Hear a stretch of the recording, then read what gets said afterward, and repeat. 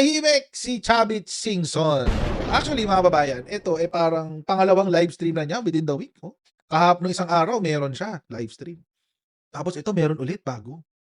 Oo, mukhang may tinatagong bagay itong siya. Itong si Chavit. Takot na takot, mga babayan. Takot na takot eh. Oo. Takot na takot si Chavit. Feeling ko tatamaan na to si Chavit eh.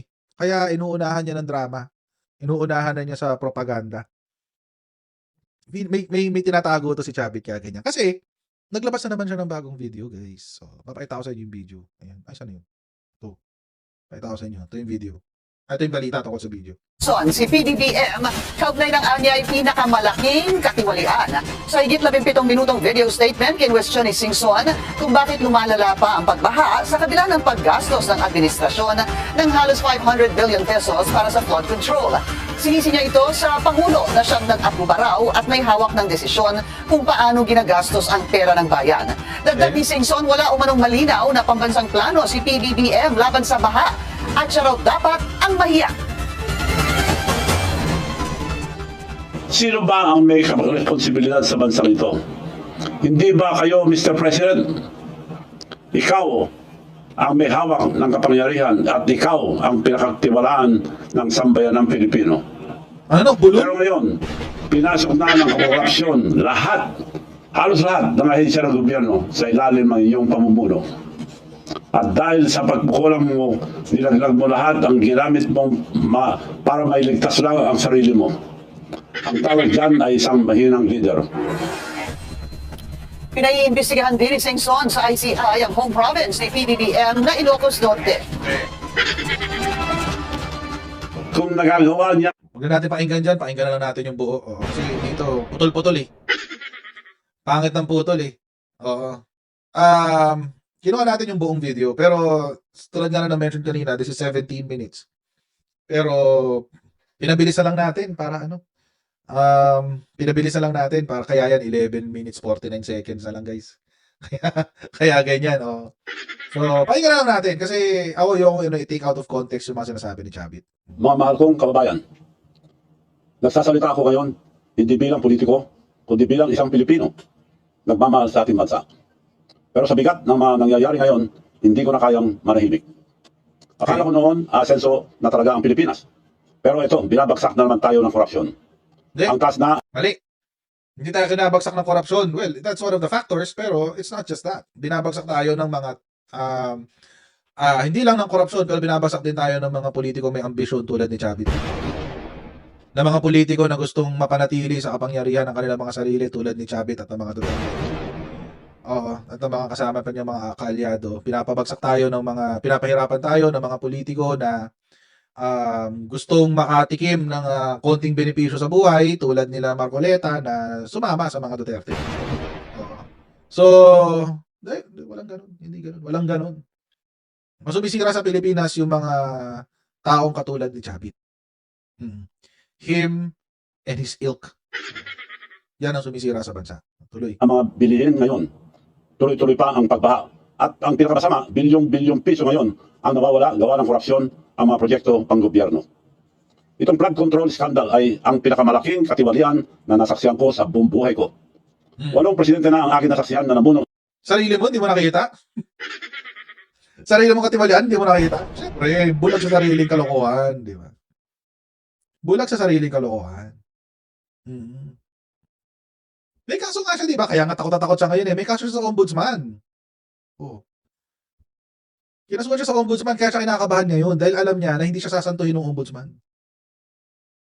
So inuunahan na niya sa kwento. 'Di ba? Kinurakot niya yung tobacco excise tax. Ikinalat niya ang huweteng sa Ilocos Sur. 'Di ba? Bumuo siya ng dynasty para lahat ng negosyo sa kanila pupunta. Contractor din sila eh. Siya mismo contractor. Sabihin niya, hindi, nag-divest na ako dyan. Hindi ganun kasimple yun. Alam naman natin na hindi ganun kasimple yun. Diba? Alam naman natin, hindi ganun kasimple yun. Alam naman natin na si Chavit pa rin ang beneficial owner ng lahat ng kumpanya. Diba? Si Chavit, ano yan, nabuhay yan sa corruption. Siya ho talaga ang consummate. Siya, si Digong, si GMA. Yan yung mga, ano, mga trapo talaga yan eh. Yan, si GMA nga, si GMA. Yun, ganun. Ganun yun. Mga consummate trapo yung mga yan. Kasi talaga nabuhay sila sa ano, nabuhay sila at yumaman sila sa pamamagitan ng corruption. Mm. Ginamit talaga nila yung sistema, inabuso nila yung sistema para sila mismo ang kumita. And, for the longest time, they've been doing that with impunity. Ba't nakasuhan na ba siya? Di ba? Ngayon pa lang naman siya nakasuhan eh. Di ba, nag-away pa nga sila ni Atong Ang, pinag-aaway nila yung STL, Small Town Lottery. Wedding, legalized wedding yun eh, yung STL. Eh, may kaso siya ngayon. Kaya ngayon, natatakot siya na baka lahat ng kayamanang ipinundar niya for the past decades ng korupsyon niya, ma-sequester lahat. Sasabit siya dyan, lalo na yung sa yung sa tawag dito, yung resort niya, yung Santorini. Tatamaan yun, sigurado. Muno sa bansang ito. At ngayon lang ako nakakita ng pinakamalaking sabwatan at sistematikong pagnanakaw ng kaban ng bayan. Lalo pang lumala ang pagbaha mula noong umupo ang ating presidente na si Bongbong Marcos Jr. Bakit? Dahil wala siyang malinaw na pambansang plano laban sa baha. Walang koordinasyon sa local government o mga governors o mayors. At wala man lang nag-counter-check kung natayo na ang mga ito o hindi. At nabayaran na ito ang gobyerno bago pa lang maumpisahan. Alam niyo, may ano dyan eh, yung mga ganyang statement na sinasabi ni Chavit Singson. Merong ano dyan eh, may problema yung ganyang statement. Alam niyo kung bakit? Ang problema ho ng statement na yan, mga kababayan, ina-assume ng statement na yan na si PBBM mismo ang dapat magbantay sa mga proyekto na yan. Na si PBBM mismo ang dapat nakatutok sa mga proyekto na yan. Alam nyo, ang trabaho ni PBBM ay presidente ng Pilipinas. Isipin nyo na lang, kung private company ang Pilipinas, halimbawa lang kung private company ang Pilipinas, si PBBM po ang CEO. Or pwede rin, hindi siya founder, pero CEO siya. Siya yung Chief Executive Officer. Ibig sabihin, ang trabaho ni PBBM ay siguruhin na ang Pilipinas ay lumalago, ang Pilipinas ay may magandang relasyon sa ibang mga negosyo, ang Pilipinas ay bumebenta sa ibang mga nakakabenta ng produkto, ganon. Kung private company ang Pilipinas. Okay. Sinisigurado niya na ang Pilipinas ay nakakagawa ng produkto na ibebenta, may mga business partners sa Pilipinas na nag-i-invest sa Pilipinas. Yun ang trabaho niya, basically. At nasusunod din yung mga patakaran ng korporasyon sa Pilipinas. Yun ang trabaho niya. Kung ang Pilipinas ay isang negosyo, at iisipin mo na siya ay isang CEO or Chief Executive Officer. Ngayon, ang Chief Executive Officer po, meron ho yung mga tao sa ilalim niya. Ang tawag po doon ay directors. Iba pa yun sa board, iba pa yung board of directors. Mga directors or MANCOM, Management Committee. Sa Management Committee, mga kababayan, meron mga representante yan. Representante ng ganitong departamento, HR, operations, compensation and benefits, etc., etc., etc. Yung MANCOM na yan, Management Committee, sa isang private corporation, isipin nyo, sila yung cabinet members, cabinet secretaries. Sila yung sila yung management committee mo. So may tutok sila. Tutok ng isang director ng isang kumpanya, let's say operations, meron sa finance, meron sa human resources, at etc. etc. Ganon din ang setup ng ating bureaucracia. Secretary ng Defense, Secretary ng Public Works, Secretary ng Finance, Secretary ng Budget, Secretary ng gato, Secretary ng ganyan. Okay. So anong trabaho ng Secretary? Ang trabaho ng Secretary ay siguruhin na lahat ng lahat ng bagay na nangyayari sa kanyang departamento ay alinsunod, number 1, sa rules ng kumpanya, pangalawa, sa goals ng kumpanya.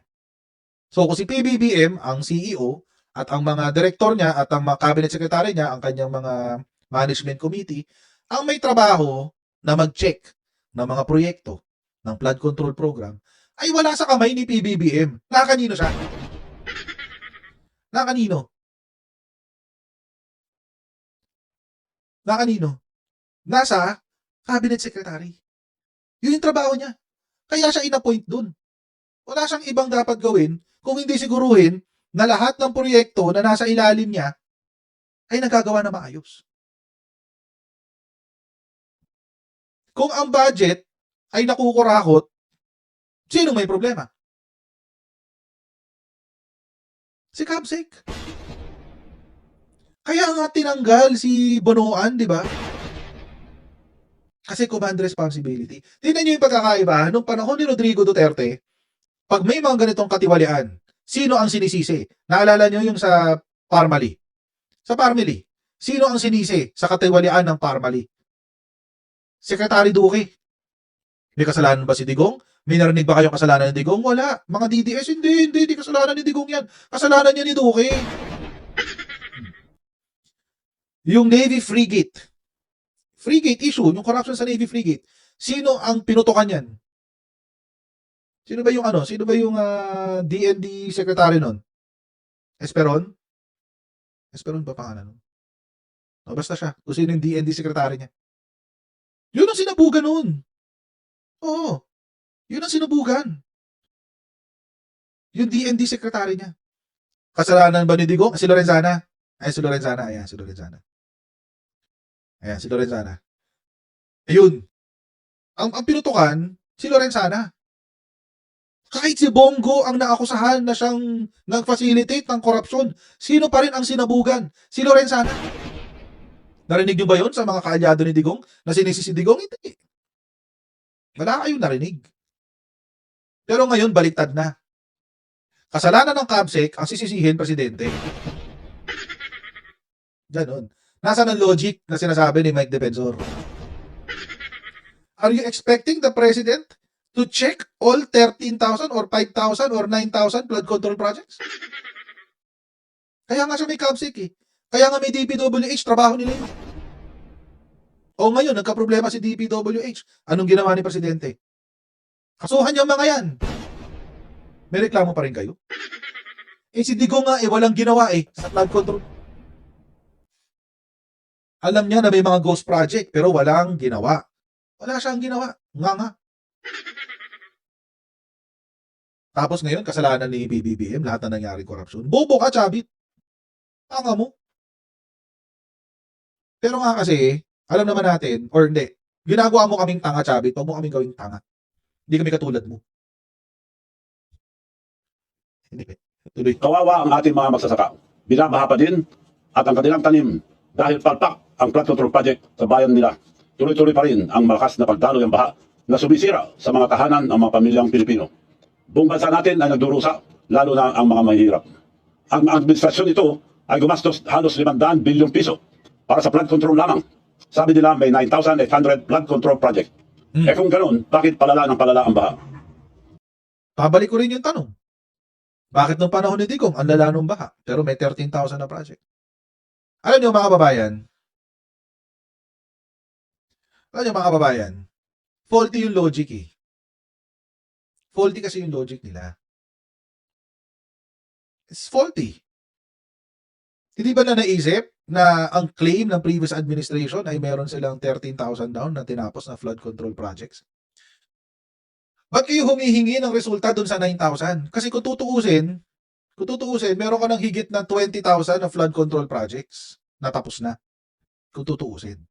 So kung may 20,000 ka na flood control projects na natapos na, why are you still asking the question na bakit bumabaha pa rin?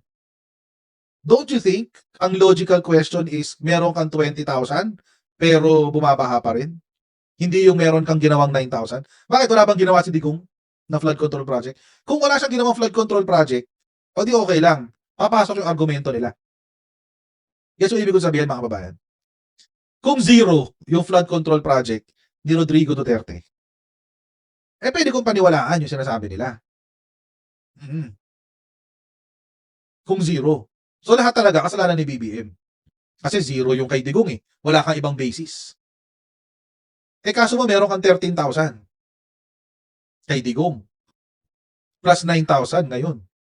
Tapos mga kababayan, ito pa malala. Yung mga natuklasan na ghost projects, some of them ay panahon pa ni Rodrigo Duterte. Yung mga substandard na projects, yung mga tulay nga lang Yung mga tulay na gumuho, panahon pa ni Digong.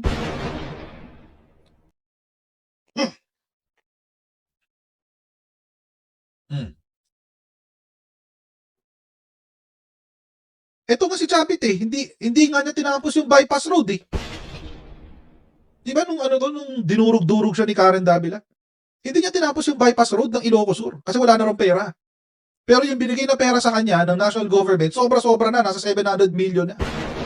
Ang allotted budget, nasa 500 million lang. Pero ang binigay kay Chavit Singson, nasa 700 million na. Hindi pa rin niya tinapos. So saan napunta yung 200? Diretso sa bank account ni Chavit?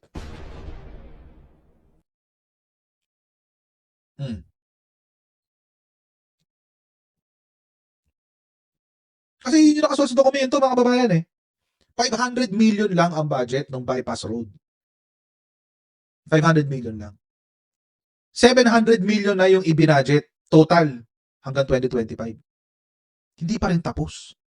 At ayaw nilang tapusin kasi wala na rin pera. Saan napunta yung 200 million?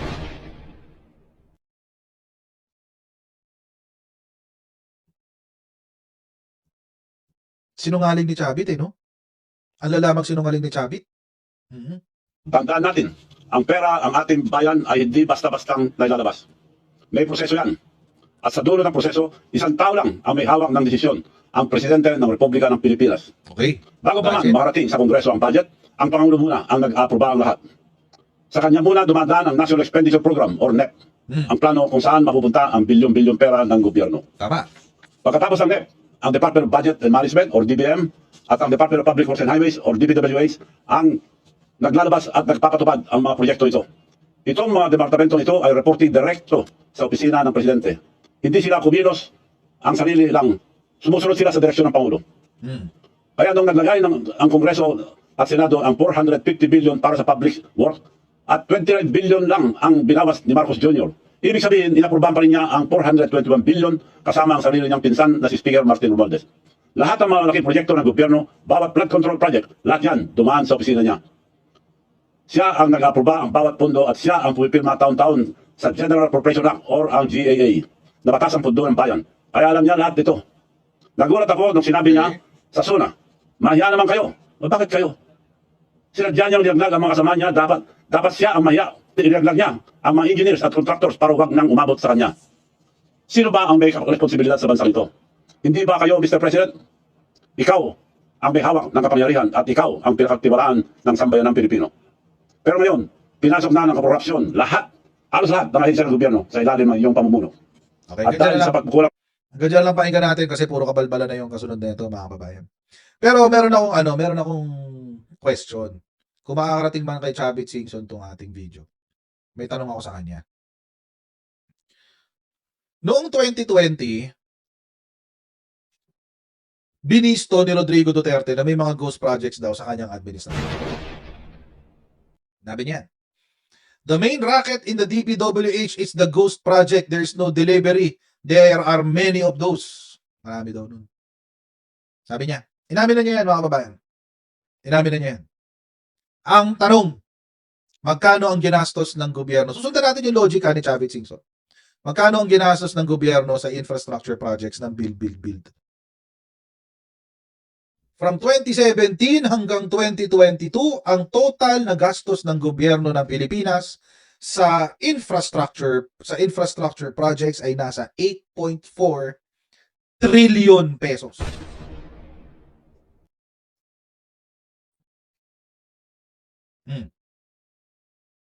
Sabi niya, 8.4 trillion pesos ang ginastos sa infrastructure projects ng previous administration kay Rodrigo Duterte. Following the logic, sundan natin yung logic ni Chavit Singson. Ang NEP dumadaan sa presidente, ang paglalabas ng budget dumadaan daw sa presidente, but actually it doesn't, except for those yung mga kailangang for later release or FLR. Dumadaan daw sa presidente, etc. Does it only apply sa Marcos administration? Nag-a-apply lang ba yan sa Marcos administration o isasama natin pati lahat ng naging presidente?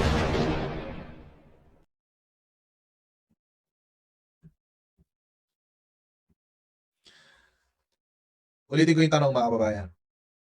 Para lang maramdaman natin yung bigat ng tanong. Kung ang presidente ang may responsibilidad sa malawakang korupsyon na nangyari, kung naniniwala si Chavit doon. At kapag siya ay tinanong na si Rodrigo Duterte ba ay naging involved sa corruption, dapat ang sagot niya, oo. Dapat ang isagot niya ay oo. Bakit? Kasi si Duterte mismo umamin eh. Siya mismo nagsabi meron mga ghost project sa kanyang administrasyon. At sa mga ghost project na yan, mga kababayan, approximately, gumasto siya ng 8.4 trillion pesos sa infrastructure. So, ibig sabihin, sa 8.4 trillion na to, ay meron ng mga nananakaw panahon ni Rodrigo Duterte. Ngayon, kung susundan natin ang naging practice o ang naging tradisyon o naging gawain ng DPWH, compute natin kung magkano yung nakurakot nung panahon ni Rodrigo Duterte. Tingnan natin. Kunin natin ang 25% ng 8.4 trillion. Okay. Kasi 25% yung kickback, di ba? 8.4, 1, 2, 3, 4, 5, 6, 7, 8, 9. Okay. Okay. Times 25%. 2.1 trillion. 2.1 trillion, mga kababayan, ang nakurakot ng panahon ni Rodrigo Duterte. In total.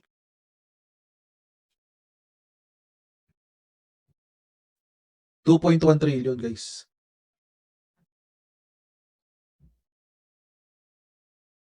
Absuelto ba si Digong dun sa 2.1 trillion? Alam niyo yung pinagkaiba ni PBBM at saka kay Digong? Alam niyo yung pinagkaiba? Pareho may ghost project, di ba? Panahon ni Digong, inamin niya na may ghost projects. Panahon ni BBM, inamin niya na may ghost projects. Panahon ni Digong, inamin ni Digong na ang DPWH ang problema sa ghost projects. Panahon ni PBBM, inamin ni PBBM na DPWH ang problema sa ghost project. Pero mga kababayan, merong isang bagay na hindi sila pareho ng ginawa. Si Rodrigo Duterte, nung nalaman niya na may ghost project at merong mga sangkot na miyembro ng DPWH, hanggang dun lang ang kanyang ginawa. Hanggang muka. Si PBBM, nung nalaman niya na may mga ganyang kabalbalan sa kanyang administrasyon, anong ginawa niya? Pinaimbestigahan niya, pinakasuhan niya. Kaya ngayon, meron tayo mga senador, meron mga congressman, nakakasuhan na ng ombudsman.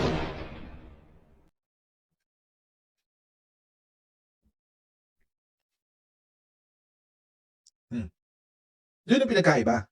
Ngayon, mapapatanong ka, bakit si BBM kinasuhan yung mga may sala?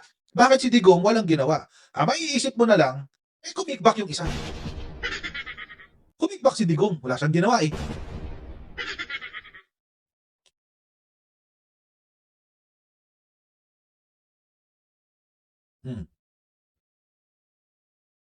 So following yung logic ni Chavit Singson, dapat pala, si Digong yung kay Digong siya, nagsisisigaw na dapat kasuhan si Digong. Oo. Pero hindi yun ang sinasabi niya. Ang sinasabi niya, dapat maging managot ay si Bongbong Marcos. Bakit? Kasi tatamaan niya siya ng investigasyon ni PBBM.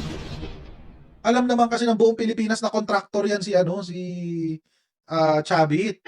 At yumaman siya sa pagre-rig ng mga bidding diyan sa Ilocos Sur. Alam ng lahat ng tao yan, common knowledge na yan. Wala siyang pinagkaiba kay Diskaya. Mga kababayan, kung hindi totoo na may korupsyon nung panahon ni Rodrigo Duterte, na walang korupsyon sa flood control nung panahon ni Rodrigo Duterte, di dapat walang Diskayang yumaman. Kaso nyo, ang problema, ang mga Diskaya, yumaman sila nung panahon ni Rodrigo Duterte. At inamin nila yan, mga kababayan, alam naman natin lahat yan. Ngayon, mga kababayan, si Chavit ay tatamaan ng kaso. So, gagatungan niya ang mga bagay-bagay para makachamba. Malay natin, people power nga naman, umaasa sila sa imposible, pero baka isipin nila, baka makapag people power, baka isa tayo, di ba? Mawala yung kaso natin bigla-bigla. Pero hindi mangyayari yun. Hindi mangyayari yun, guys. Hindi mangyayari yung people power. Mamamatay muna si Digong. O baka patay na si Digong, patay na si Chavit, wala nang people power na mangyayari. Lalo na kung yung people power ay pagsuporta sa mga Duterte, malabo. Hindi mangyayari.